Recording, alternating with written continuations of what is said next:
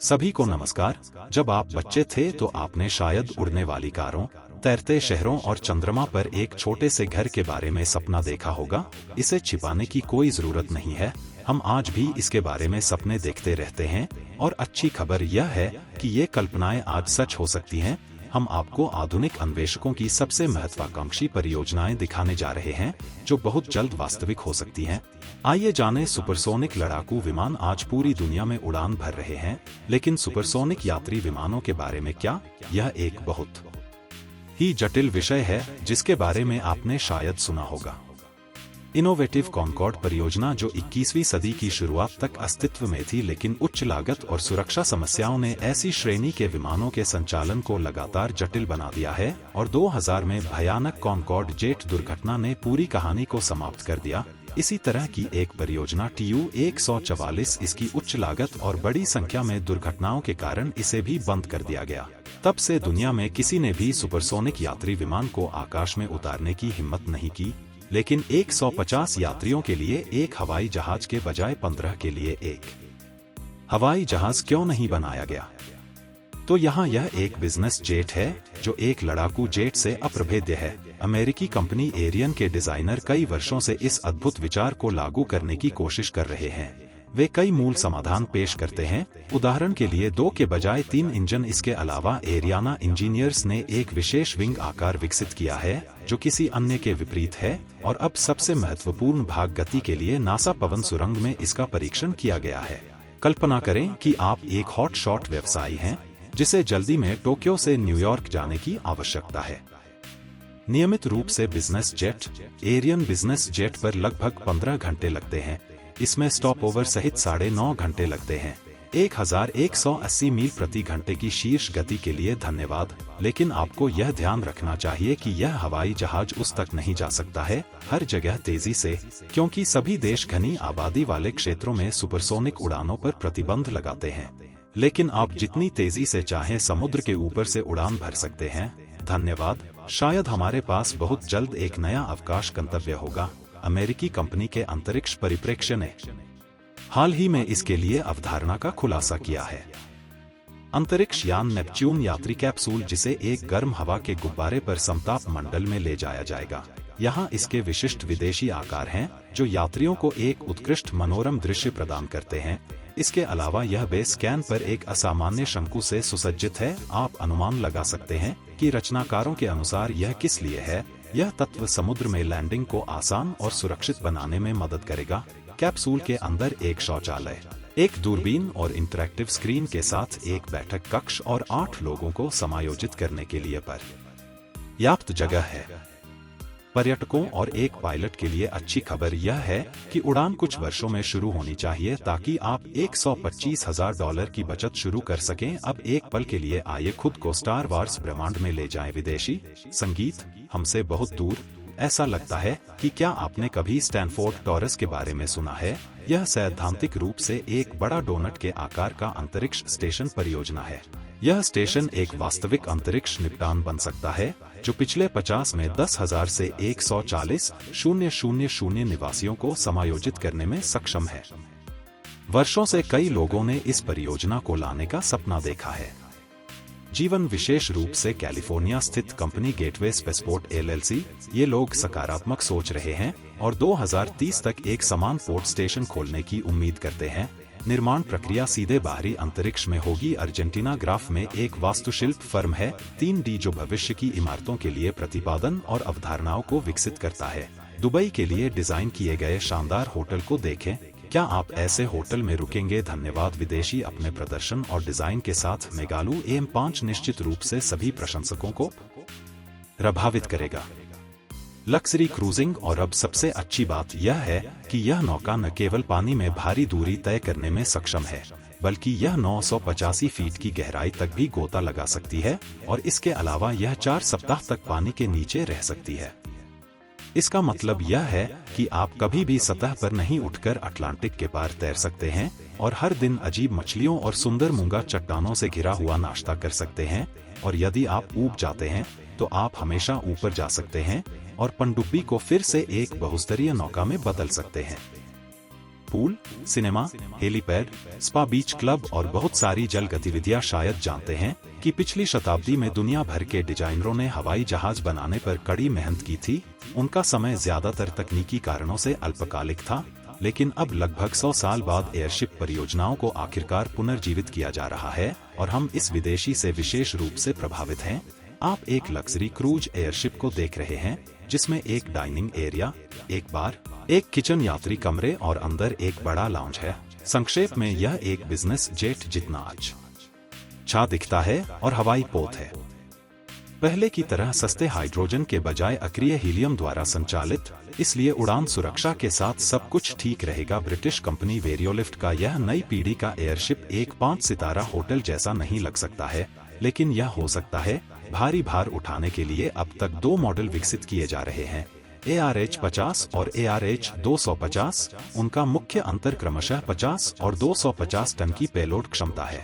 बाद वाला बोइंग 747 के पेलोड से लगभग 2 गुना है, जो इन दोनों मॉडलों को एक साथ लाता है। उच्च गुणवत्ता से बना शानदार धड़ है। एल्यूमीनियम, सौर ऊर्जा का उपयोग और एक शानदार ऊर्ध्वाधर टैक्फ। इसके अलावा ये हवाई जहाज पारंपरिक मालवाहक विमानों की तुलना में 90% कम ईंधन का उपयोग करेंगे। इस प्रकार के परिवहन की लागत माल ढुलाई या रेल परिवहन के समान ही होगी, लेकिन हवाई जहाजों की लागत कम होगी। उन स्थानों तक पहुंचने में सक्षम जहां विदेशी हवाई अड्डों के लिए कोई सड़क या बुनियादी ढांचा नहीं है। यदि आप टाइटैनिक को हिंडनबर्ग हवाई जहाज के साथ जोड़ते हैं तो क्या होगा? जाहिर तौर पर इस उड़ने वाले होटल के रचनाकारों ने यही सोचा और इसे न लगाने का फैसला किया। बहुत लंबे समय के लिए बंद, यह शायद दुनिया का पहला उड़ने वाला होटल है जहां 5000 लोग एक साथ रह सकते हैं। एयर होटल की मुख्य विशेषता 360 डिग्री दृश्य के साथ एक बड़ा हॉल है। बस उन दृश्यों की कल्पना करें, अमेज़न के ऊपर एक छोटी उड़ान के दौरान ग्रैंड कैन्यन या किसी भी बड़े शहर को देखने को मिलेगा। इसके अलावा पैनोरमिक लाउंज में एक एलिवेटर है जो एक और दिलचस्प स्थान की ओर जाता है, मुख्य मनोरंजन डेक। यहाँ आपको स्विमिंग पूल, रेस्तरां, बार, जिम मिलेंगे, खेल के मैदान, मनोरंजन केंद्र और यहाँ तक कि फिल्म भी थिएटर और किसी विशेष अवसर के लिए यात्रा करने वालों के लिए शानदार सजावट के साथ पार्टी हॉल हैं। आप एक अविस्मरणीय शादी कर सकते हैं, खासकर क्योंकि विशेष स्थिरीकरण तंत्र के लिए कोई अशांति नहीं है। आप शायद सोच रहे होंगे कि इस विशाल ईंधन में कितना ईंधन है, चीज खत्म होने वाली है, लेकिन चिंता न करें, एयर होटल के रचनाकारों ने हर चीज का ध्यान रखा है। एयरशिप 20 इलेक्ट्रिक मोटरों से सुसज्जित होगी जो एक परमाणु रिएक्टर द्वारा संचालित होगी, और इसका मतलब है कि होटल लगातार काम कर सकता है और कई वर्षों तक हवा में रहे, और यदि कोई आपूर्ति समाप्त हो जाती है तो एक विशेष एयरलाइनर उन्हें हमेशा होटल में ला सकता है। उसी व्यवस्था का उपयोग चेकआउट और चेक इन के लिए किया जाएगा। शहरी परिवहन भी अच्छा हो रहा है। अरब में नवाचार, उदाहरण के लिए अमीरात, दुनिया के पहले मानवरहित मोबाइल मॉड्यूल का परीक्षण पहले ही किया जा चुका है। निवासी एक विशेष मोबाइल ऐप के माध्यम से इसके लिए कॉल कर सकते हैं। एक मॉड्यूल में 10 यात्री बैठ सकते हैं और कारें एक दूसरे से जुड़ सकती हैं और कुछ ही सेकंड में मार्ग के किसी भी बिंदु पर अलग हो सकती हैं। और सबसे महत्वपूर्ण बात यह है कि मॉड्यूल ईंधन का उपयोग नहीं करते हैं, बल्कि बैटरी पावर पर चलते हैं। हालांकि स्वायत्तता 3 घंटे तक सीमित है और रिचार्जिंग के लिए 2 बार की आवश्यकता होती है। हाँ, लगभग आपके स्मार्टफोन की तरह। यह अफसोस की बात है कि उन्होंने इसके लिए एक कॉम्पैक्ट पावर बैंक का आविष्कार नहीं किया है। ऐसी स्थितियां। धन्यवाद। देखिए वह मालवाहक जहाज अर्गो कितनी तेजी से विदेश जा रहा है, परिवहन बाजार में क्रांति ला सकता है। जरा कल्पना करें कि यह एक पारंपरिक नौका की तुलना में लगभग 4 गुना तेजी से भारी सामान पहुंचाता है।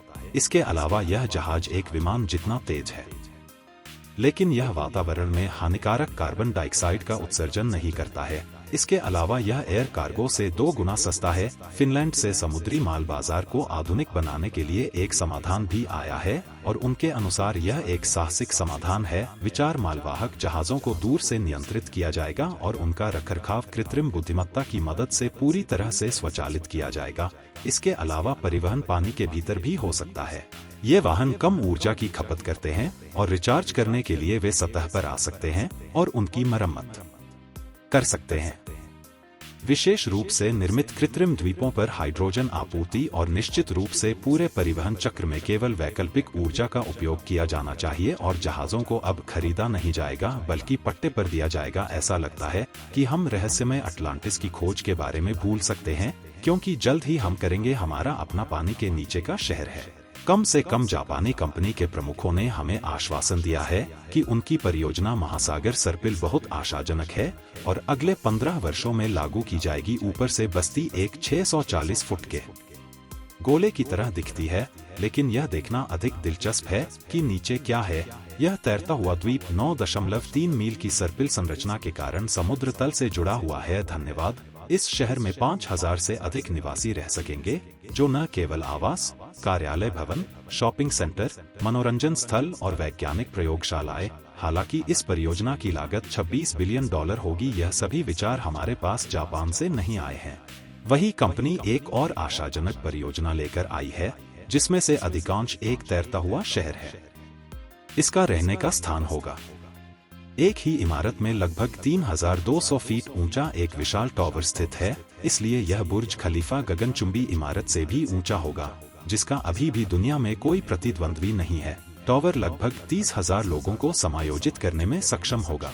बुरा नहीं है, एक छोटे शहर के लिए विशाल इमारत एक विशाल आधार पर खड़ी होगी जो पानी के लिली जैसा दिखता है, और जो लोग गगनचुंबी इमारत में नहीं रहना चाहते हैं वे तटीय क्षेत्र में हवेली में रह सकेंगे। और निश्चित रूप से यह भविष्यवादी शहर न्यूनतम उत्पादन करेगा। हानिकारक उत्सर्जन से यहाँ सब कुछ संचालित होगा, यह सुनिश्चित करने के लिए कि प्राकृतिक आपदाएं तैरते द्वीप पर जीवन के शांत तरीके को बाधित न करें। हवा और लहरों पर ध्यान दें। रचनाकारों ने प्रकृति का अधिक सम्मान करने के लिए तूफान या तेज हवाओं के जोखिम के बिना एक शांत जगह चुनने की योजना बनाई है। हमें इससे प्रेरणा लेने की जरूरत है। ओह, एयरबस विमान डिजाइनरों ने यही सोचा था जब वे शिकार के पक्षी को डिजाइन करते समय इस विमान के साथ आए थे। इंजीनियर कुछ शताब्दियों पहले लियोनार्डो दा विंची की तरह ईगल्स और फाल्कन्स से प्रेरित थे। इससे द क्राफ्ट की गतिशीलता बढ़ जाती है। कई बार साथ ही विमान हाइब्रिड विद्युत प्रणोदन पर उड़ान भरेगा, जिसका मतलब है कि उड़ानें अधिक पर्यावरण के अनुकूल और शांत होंगी। इसकी विशेषताओं के बारे में कुछ और है, क्योंकि ऐसा प्रतीत होता है कि हम जल्द ही मंगल ग्रह पर उपनिवेश नहीं बनाएंगे। आइए इस पर विचार करें। चंद्रमा पर उपनिवेश स्थापित करने की योजना। पृथ्वी के उपग्रह पर एक छोटा सा गांव बनाने के विचार पर गौर करें, जिस पर पहले से ही वैज्ञानिकों द्वारा चर्चा की जा रही है। नए निपटान के निर्माण के लिए चंद्रमा के दक्षिणी ध्रुव को चुना, क्योंकि वहां अनुसंधान और सूर्य के प्रकाश के लिए बहुत सारी सामग्रियां हैं, जिसका उपयोग ऊर्जा के स्रोत के रूप में किया जा सकता है। बसने वाले इन्फ्लेटेबल कैप्सूल में रहेंगे। वहां 4 मंजिला आवासीय मॉड्यूल होंगे, जिनमें आरामदायक रहने के लिए सब कुछ है, जिसमें रेलिंग और अन्य सुविधाएं शामिल हैं, जो लोगों को जल्दी से स्थानांतरित करने की अनुमति देती हैं। अंतरिक्ष और कम गुरुत्वाकर्षण वाले वातावरण में आप एक मॉड्यूल में 300 दिनों तक आराम से रह सकते हैं। क्या आप जानते हैं कि इन घरों को कौन फुलाएगा? रोवर्स, जो उस डोनट स्टेशन से चंद्र कक्षा में भेजे जाएंगे। वहां बड़ी संख्या में स्थान दुनिया जहां न केवल एक साधारण कार बल्कि एक शक्तिशाली ऑफरोड वाहन भी नहीं गुजर सकता है। आमतौर पर एटीवी का उपयोग किया जाता है, हालांकि कभी कभी वे विफल हो सकते हैं। लेकिन यहाँ कुछ ऐसा है जो कंपनी के एलिवेट इंजीनियरों द्वारा सामना किया जा सकता है, जिन्होंने पैरों के साथ एक वाहन का आविष्कार किया है। हमें नवीनतम स्टार वार्स फिल्म के ड्रोन की याद दिलाती है। वाहन आंशिक रूप से स्वायत्त है और स्वतंत्र रूप से एक मार्ग निर्धारित कर सकता है और चारों ओर घूम सकता है। इस ऑल टेरेन वाहन का उपयोग कहीं भी किया जा सकता है। उदाहरण के लिए, यह प्राकृतिक आपदाओं के दौरान काम में आएगा जब यह मुश्किल होगा। ऐसे स्थान जहां ऐसे मामलों में तत्काल सहायता की आवश्यकता होती है। रोवर की एक महत्वपूर्ण विशेषता बाड़, बोल्डर और 5 फीट तक की अन्य बाधाओं पर चलने और कदम रखने और सरीसृप की तरह बगल में चलने और जैसे ही चलने की क्षमता उपयोगी है। एलिवेट एक नियमित सड़क की सतह पर पहुंचता है। यह अपने पैरों को ऊपर खींचता है और एक सामान्य कार की तरह चलता है। अब जबकि मानवता अंतरिक्ष में पोर्ट स्टेशनों, पानी के नीचे नौकाओं और हवाई होटलों का आविष्कार कर रही है, आखिरकार उड़ने वाली कार को वापस से भविष्य में बदलने का समय आ गया है। हकीकत में ऐसा ही लगता है। कैलिफोर्निया वासी बाईं ओर की शुरुआत करते हैं। एरोनॉटिक्स को 2025 तक कुछ ऐसा ही करने की उम्मीद है। वे आशावादी हैं क्योंकि आप पहले से ही $3 लाख में एक उड़ने वाली कार का प्री-ऑर्डर कर सकते हैं। उम्मीद है कि कार बिजली और उसकी बैटरी पर काम करेगी।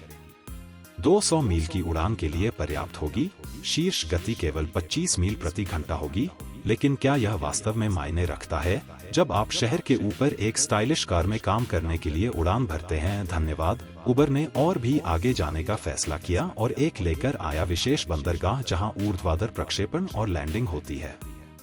लगभग 1000 प्रति घंटे की दर से उड़ान भरने वाले वाहन स्वायत्त रूप से काम करेंगे क्योंकि कंपनी को इतने सारे पायलट उपलब्ध कराना बहुत मुश्किल होगा। यह समझना महत्वपूर्ण है कि उड़ान कैब के लिए बंदरगाह एक सामान्य हवाई अड्डे को शहर के बाहर स्थित नहीं किया जा सकता है, अन्यथा यह पूरे उद्देश्य को विफल कर देगा। दूसरी ओर बड़े शहरों में एयरफील्ड बनाने के लिए पर्याप्त जगह नहीं है। विदेशी ERS ने एक 640 फुट का पुल डिजाइन किया है जो इसमें हस्तक्षेप नहीं करता है। जमीन पर लोग और टैक्सी के सुचारू संचालन को सुनिश्चित करते हैं। बेड़े को वर्तमान में वापस लाने का समय। आज के लिए बस इतना ही। दोस्त, हमें टिप्पणियों में बताएं कि आप कौन सा आविष्कार अपनी आंखों से देखना चाहेंगे। मत भूलना वीडियो को पसंद करने के लिए और अगला वीडियो मिस न करने के लिए जल्द ही आपसे मुलाकात होगी। वाह वाह, आपको फिल्में पसंद हैं लेकिन हमेशा कुछ मुफ्त घंटे नहीं मिलते? सॉल्टी पॉपकॉर्न चैनल की सदस्यता लें। यहाँ हम सबसे शानदार फिल्मों के प्लॉट के बारे में विस्तार से बता रहे हैं। निश्चित रूप से इंटरव्यू देखने लायक है, तो हम इसके लिए तत्पर हैं।